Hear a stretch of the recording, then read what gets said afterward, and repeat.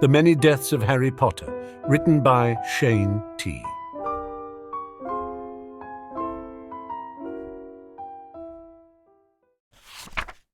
Chapter 4. Hermione.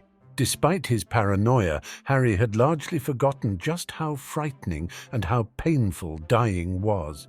Laying in the darkness inside his cupboard, his chest heaved, his heart raced, and he could feel his hands trembling.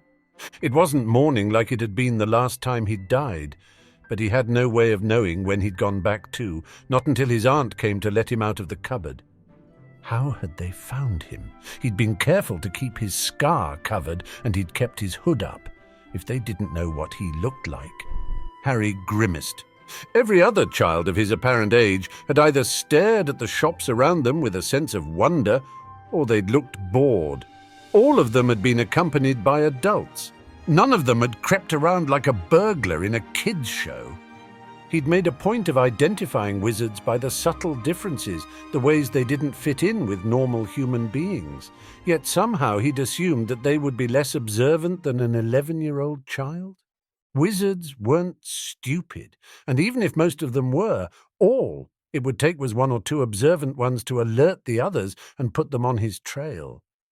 He covered his eyes with his arm and willed his breathing to slow down, but he wasn't having much luck. There was no way he was going to be able to convince Petunia to go with him. It would be difficult to convince her to give him more money. Harry hadn't liked the part of the alley he'd gotten the second-hand robes from. The clientele had seemed dodgy. He wondered if that was where he'd been identified. Had he died for the lack of £20?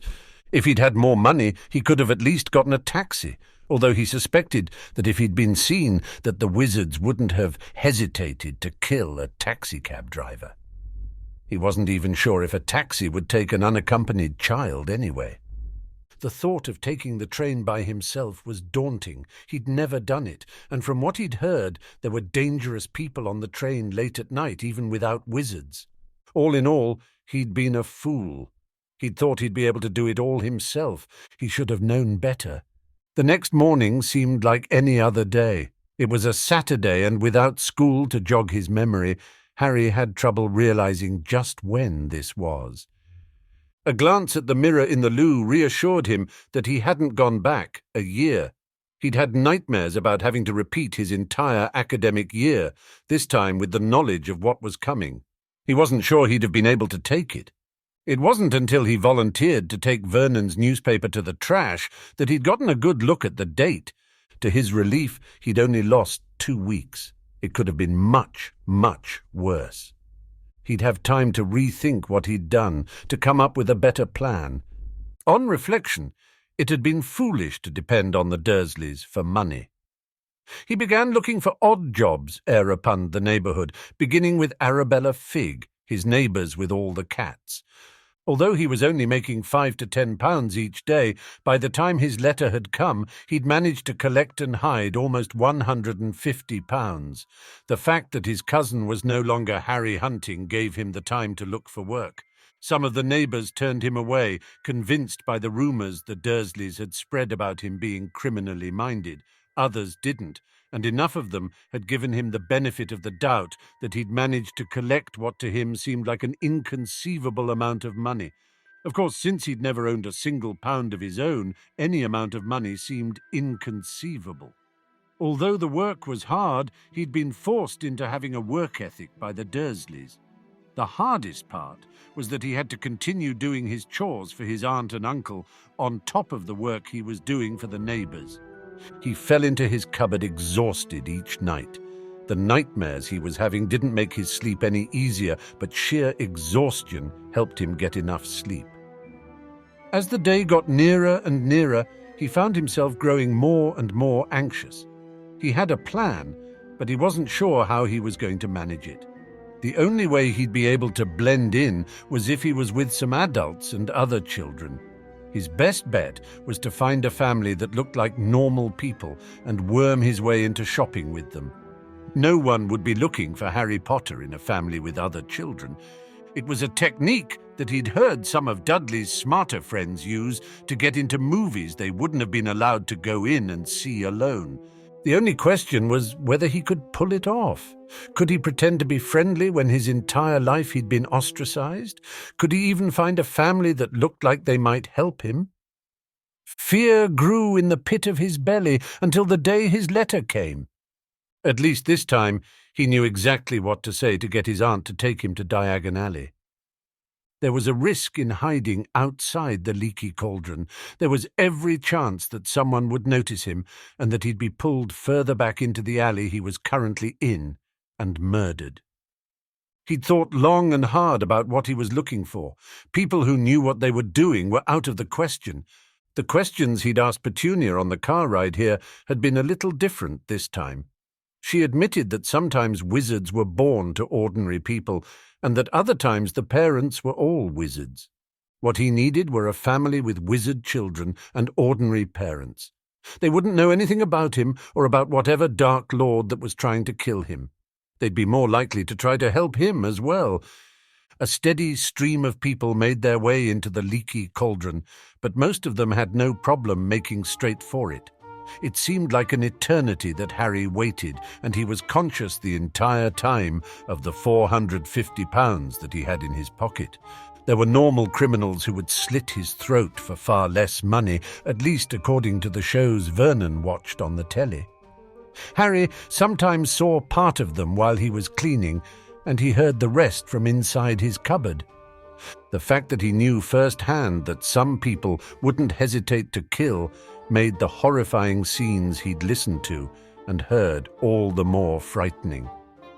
Harry stiffened as he saw a family approaching ...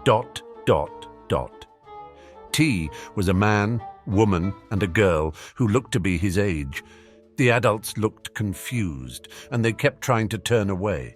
The girl finally had to take them both by the hand and drag them forcibly toward the pub. They resisted for a moment, but eventually their steps grew surer. They looked surprised, as though they were finally seeing something that should have been obvious right in front of them. Harry took a deep breath. This was it. "Is this your first time to the alley?"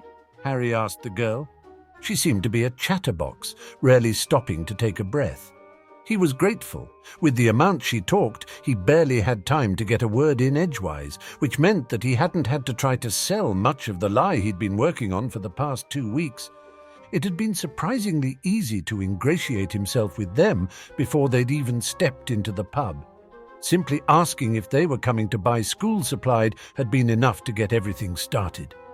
Harry had claimed that his family was going to pick him up because both his caretakers were working late. He'd come up with all sorts of elaborations on that story, but the Grangers had accepted them immediately. He was thankful that he'd managed to convince his aunt to cover his scar with makeup. He'd had to force himself not to rub at it. It felt odd on his skin. The anonymity it provided let him hold his head high, however, even if he had to repeatedly tell himself not to slump or skulk around. "My parents are dentists," the girl was saying, "and they didn't really believe in magic, even in spite of the strange things that were happening in our house, until this professor came to our house and showed us." She took a breath and finally seemed to register his question. "We've never been here, if that's what you are asking. You're the first other wizard I've ever had a chance to talk to, and I have so many questions." Harry forced himself to smile. Being a wizard hadn't brought him anything but pain and misery, but this girl, Hermione, seemed to be filled with the wonder of it all. He allowed himself a moment to wonder if he'd have been this naive, this cheerful and full of life, if his life hadn't been what it was. Fortunately, the girl's attention turned away from him as the bartender led them to the small courtyard leading into Diagon Alley. Whatever questions she'd had for him vanished the moment she saw what was on the other side of the brick wall. Harry studied her expression for a moment, then tried to imitate it. He tried to look awestruck, and he could only hope that he was a good enough actor that no one would notice this time. He was able to confirm his story to the Grangers that he'd been there in the past, and he was able to repay their kindness by leading them to the Goblin Bank and then to the various shops. This time he was actually able to afford new school robes. the first clothes he'd worn in his life that weren't used since he'd lived with the Dursleys. He discovered that he was actually interested in what the girl had to say. She'd had her own bouts of accidental magic, and how her parents reacted was a stark contrast to how his aunt and uncle had. They'd been confused, but accepting. If his aunt and uncle hadn't lived in a constant state of fear for their lives, would they have been kinder? Would they have actually cared for Harry, if not as much as they did for Dudley, at least a little? Yet, despite the girl having the kind of upbringing Harry would have given almost anything to have, he could tell that she had deep-seated insecurities. While they were getting measured for new robes, she admitted that she'd been bullied for her intelligence. He didn't tell her that he'd been forced to hide his own intelligence ever since he'd been in school. Making a better grade that his cousin had led to accusations of cheating, and he'd soon learned to never do more than he had to get by. The evening came to a close, faster than he'd expected. Although he'd found himself watching the faces in the crowd, wondering if any of the people were watching him back, he'd been less stressed than he had the first time. The first hitch came when the Grangers insisted on waiting for his family with him. Worse, the leaky cauldron didn't have a telephone. Harry had to admit finally that he'd been going to take the train home. They were horrified that a child of his age would even think of doing such a thing, but he pleaded that this aunt and uncle hadn't had any choice. What astonished him was that they insisted on driving him home himself. It was 30 minutes away, an hour round trip for them, but they didn't hesitate to offer. Harry felt a lump in his throat at their kindness. In any other circumstance, he would have been suspicious that they were waiting to take him away somewhere. But compared to what he was facing from the wizards, how bad could it be?